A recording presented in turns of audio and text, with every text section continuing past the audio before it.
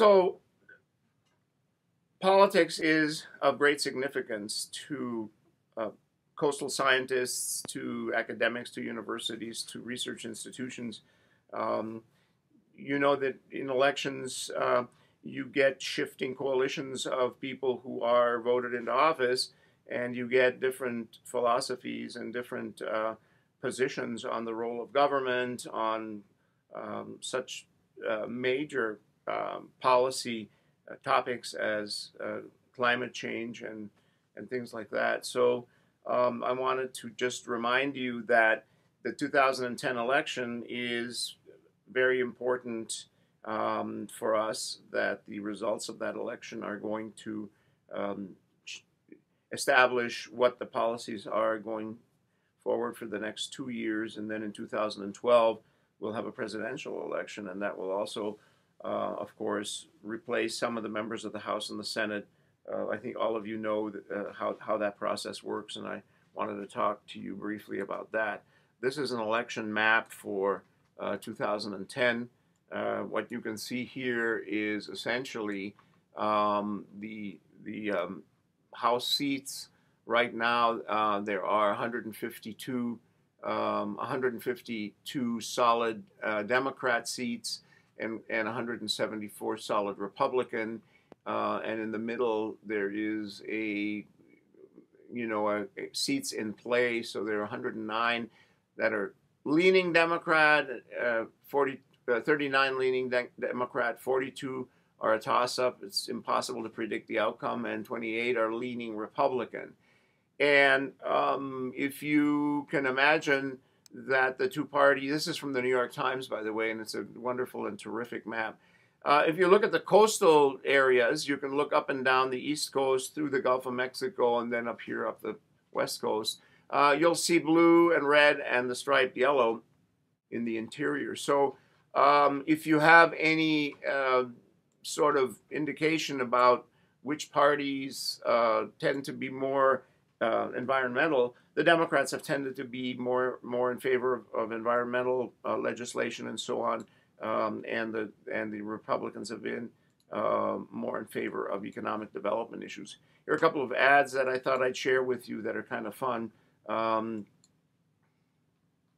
After nearly 30 years in Congress, career politician Rick Boucher supports Nancy Pelosi 96% of the time. Boucher voted for Pelosi's cap-and-trade plan with higher energy taxes and prices. That could kill over 50,000 Virginia jobs. Boucher votes to put Pelosi's job-killing agenda ahead of Virginia coal and our economy. But your vote can protect our jobs. Vote no on career politician Rick Boucher. Americans for Job Security is responsible for the content of this advertising. Well, we don't know. Americans for Job Security is probably a group that is funded by the coal industry, I'm guessing. So that's an interesting ad there. Here is one for West Virginia. That's also quite interesting. We generate electricity through coal, but Joe Manchin passed a law that eliminates 25% of coal usage in our power plants. It's Obama's cap-and-trade bill, West Virginia style. Joe Manchin should know better.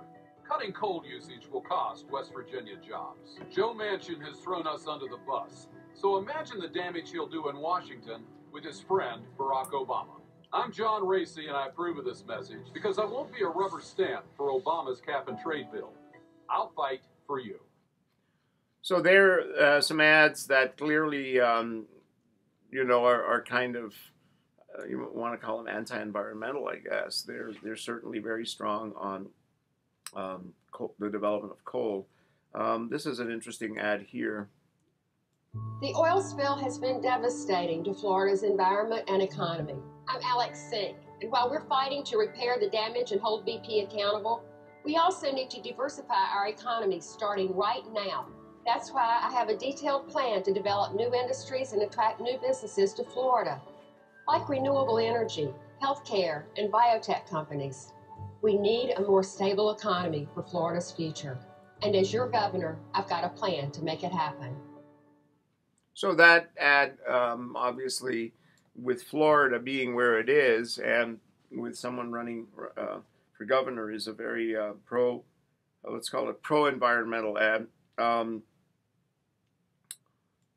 Here's another It's ad. day 45 of the Lake Erie oil spill. As crews work to keep contaminants from entering Pennsylvania's water supply, U.S. Senator Pat Toomey has come under fire for his 2001 vote to allow drilling in the Great Lakes.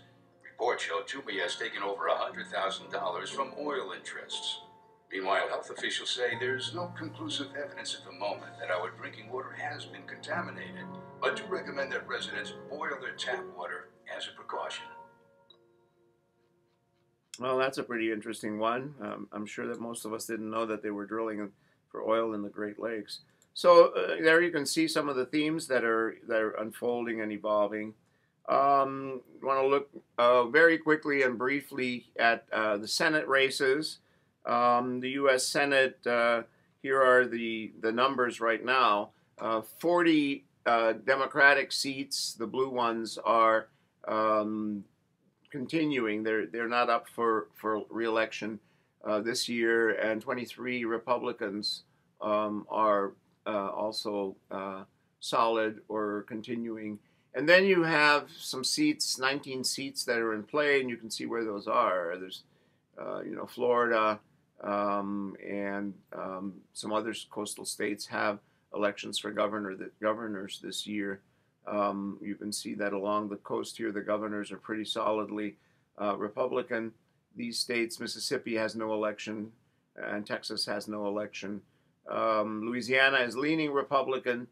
California right now is a toss-up for the Senate, although Barbara Boxer, as I'm recording this, is doing a little bit better than she was before.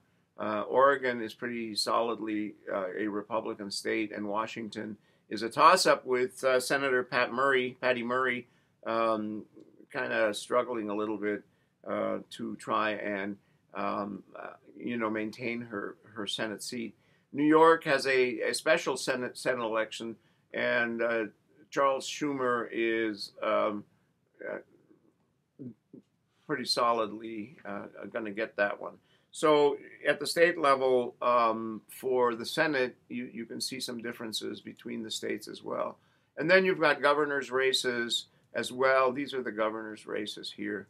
Florida, right now, it actually today looks more like it's leaning Republican. Georgia is a toss-up. Nobody can predict it. South Carolina is leaning Republican. Alabama is leaning Republican. Texas is leaning Republican. Up here, Maine is a toss-up. New Hampshire is leaning Democratic. Massachusetts, interestingly enough, for governor is a toss-up. And then on the other coast over here, you can see that California is leaning Democratic, and Oregon is a toss-up. Hawaii solidly Republican. Alaska solidly Republican, and Hawaii leaning to the Democratic Party. So these are the contests, and the stakes are high because all kinds of funding for agencies, including NOAA and including Wildlife and Fisheries and including the Environmental Protection Agency, Mineral and Mining and Management, all of those are going to change if there is a major change in Washington in terms of appointments to these positions in these. President Obama is still going to be president for 2 years, but in 2012, that's what we want to really look at. When the White House actually changes, there could be a major shift again in the policies that are of interest to us in terms of research, in terms of the environment, coral reefs, fisheries management, and so on. So these are, what I'm trying to tell you is, even though you are probably, most of you, not public policy interested in political science or public administration, you should be interested in elections and in state and Washington politics, because it does affect us very, very profoundly in the area of coastal zone management. Thank you.